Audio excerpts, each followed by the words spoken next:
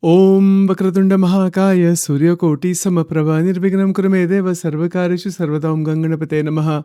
Om Namo Narayanaya. Om Namo Bhagavate Vasudevaya. Om Shri Swami Narayanaya Namo Namaha. Om Shri Lakshmi Narayanaya Namo Namaha. Om Shri Narnaranaya Namo Namaha.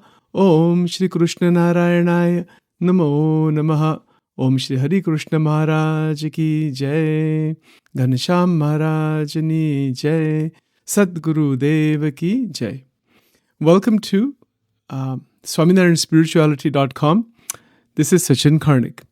I'm continuing further on Vachanamrut Exposition, Garada Pratham 1, on the question of Maya and Dhyan, the way Shriji Maharaj has expounded upon this in the sentence that he spoke. We have been examining this for a while from multiple perspectives. I'd like to offer my prostrations to all the sages, all the Ekantik saints, and to Bhagavan residing in the heart of every being. Today I want to examine this question of Maya in terms of Vidya and Avidya. So there is a distinction made between Vidya, meaning higher knowledge, and Avidya, meaning lower knowledge. In spiritual texts like the Mundak Upanishad 1.1.5, which captures the essence of two fundamentally different paths of knowing. This classification isn't merely academic, it is deeply practical, shaping how one's approach to life and the Atma and ultimately Bhagavan. So let's see if we can probe this a little bit further and then connect it with the way Shriji Maharaj has described Dhyan and what is the significance in our day-to-day life also. So first of all of the knowledge that we study in school, high school, middle school, elementary school, college, everything, is actually lower knowledge. So in some sense, it is Vidya, but it's a lower form. So, you could call it a Vidya. I don't know if that's the best way to think of it. It's just a little lower form because it's within the realm of the senses. That higher knowledge, Brahma Vidya, is what we're talking about. And that is where one begins to start the journey towards the realization of the Satchidananda Atma, Akshara Brahma, and Bhagavan residing in the Akshardham.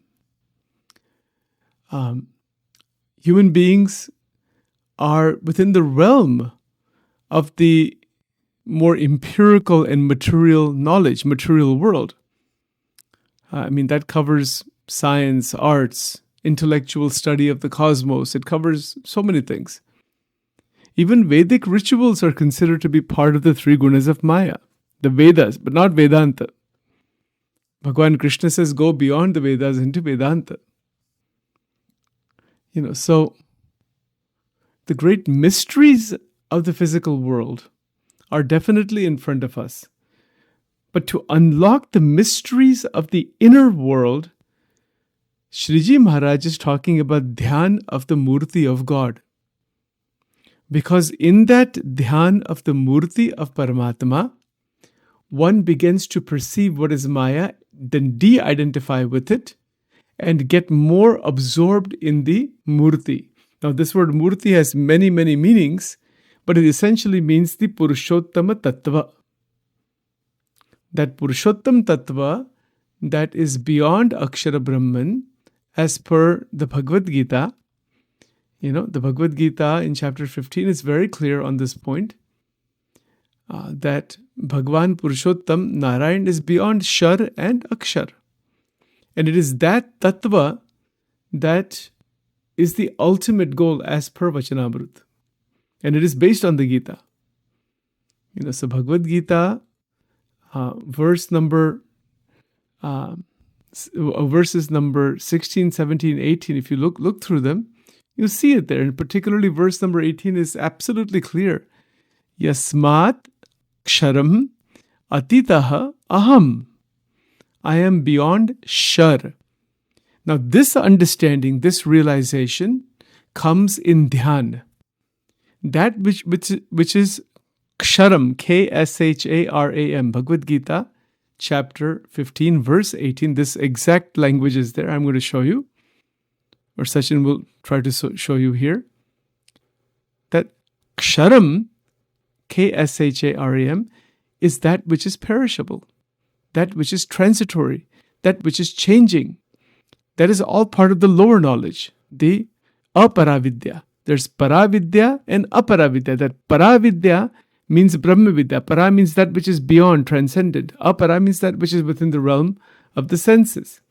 So everything that is known to the senses and that is within the perishable world is ksharam. So Bhagavan Krishna, he says there, yasmat ksharam atitoham akshara dapichottamaha. Right? So look at this carefully. That the Purushottam Narayan is beyond shar and akshara. That's very interesting. Now, when we are doing dhyan, when a sadhak is engaged in the process of meditative dhyan towards the murti, as we have been examining for many recordings now, there is awareness of both shar and akshar. The Atma is also considered to be akshar in that sense. That word can be used there. The Atma is imperishable. It's immutable. It's unchanging. It cannot ever be destroyed. It is sanatana, jiva bhuta sanatana. So we are an eternal being. The meditation on God using our mind, our senses, our vritti, our manovritti, the buddhi, the intelligence, the eyes, the ears, the nose, the multiple ways of connecting,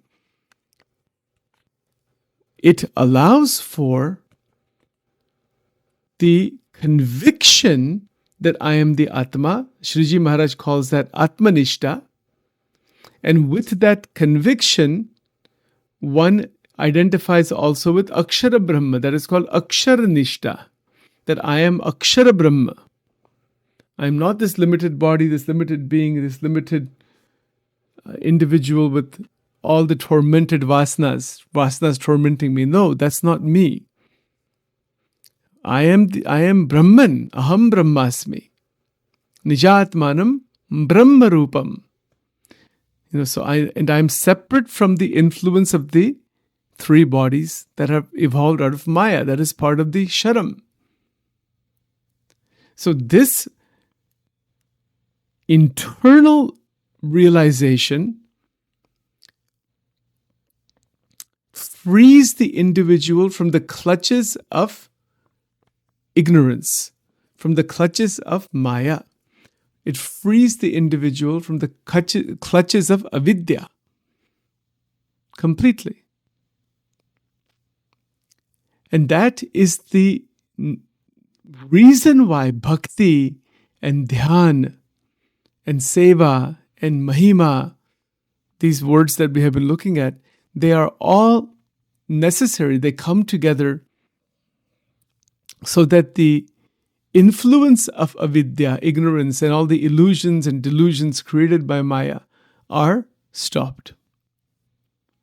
And one becomes an enlightened being. See, that is the powerful goal of life. Ignorance happens because we consider the empirical world as finally real. Ignorance or avidya is there because we are bound and we consider that as liberation, which is not the case. We look at the transient world as the eternal truth, which is not the case. We look at worldly success as the ultimate mukti and moksha and ultimate goals, and that's not the case. Right? So, this transformation of the intelligence into seeing vidya as for what it really is the key awakening that is needed through 5 basic openings within our mind. And they are introspection, holistic learning, cognitive enhancement, emotional intelligence, and adaptability. Each one of these, all 5 of these, are going to promote vidya, promote jnana.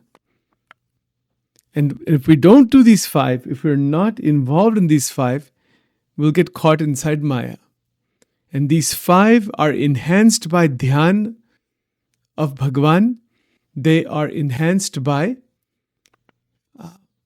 much more clear utilization of the intelligence and of our emotions. So the first one is introspection, which means antardrishti. Sriji Maharaj calls that antardrishti in Vachanamrut, many places. So that is engaging in self-reflection and analysis. One needs to see oneself.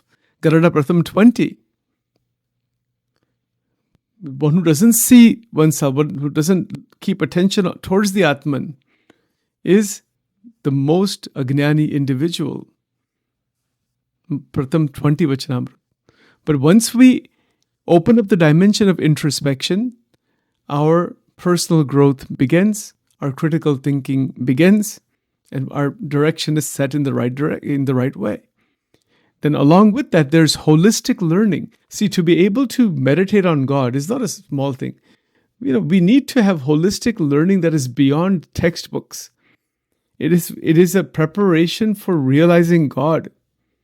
So we want to learn from every possible angle the spiritual and psychological truths that are going to help us connect with Bhagwan and move out of ignorance and Maya. And introspection and holistic learning will enhance cognitive function, cognitive enhancement. We become an active participant in the learning process, in the unfolding of Brahma Vidya. Then there is emotional intelligence. That emotional intelligence is really where bhakti comes into the picture. Bhakti is great love for God. And when we have that, the intelligence changes. So that is emotional intelligence. And the 5th is adaptability, the ability to adjust to all different situations, new situations. Sriji Maharaj calls that Desh, Kard, Kriya, Sang, Mantra, Shastra, Diksha, Dhyan. 8-fold can be beneficial, they can be maleficent also. One has to be adaptable and come out of the harmful aspects and come into the much more adaptive aspects. So this is just a brief recording for today. Today is the 25th. It's a continuing exploration on Shri Vachanamrut, Garada Pratham 11. Shri Swami Narayana Namo Namaha.